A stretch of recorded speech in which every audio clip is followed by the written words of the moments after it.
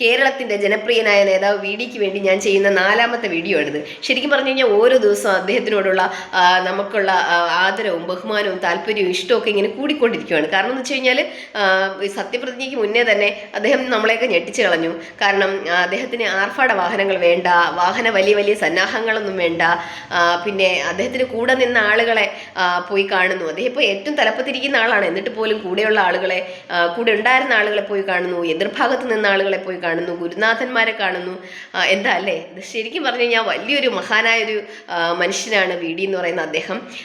ഇപ്പം ശരിക്കും പറഞ്ഞു കഴിഞ്ഞാൽ നമ്മുടെ കേരള നാട് സുരക്ഷിതമായ അദ്ദേഹത്തിൻ്റെ കയ്യിലാണ് എന്ന് വളരെ സന്തോഷമുണ്ട്. എന്തായാലും VD ഗവൺമെൻറ്റിൽ വളരെ പ്രതീക്ഷയുണ്ട്. എന്തായാലും അദ്ദേഹത്തിന് ഈ നാട് വളരെ നല്ല രീതിയിൽ മുന്നോട്ട് കൊണ്ടുപോകാൻ സാധിക്കട്ടെ. തമിഴ്നാട്ടിലെ വിജയ് വന്നപ്പോൾ വളരെ സന്തോഷം തോന്നി, നമുക്കും അങ്ങനെ ഒരു മുഖ്യമന്ത്രി കിട്ടിയെങ്കിലെന്ന് ആഗ്രഹിച്ചു.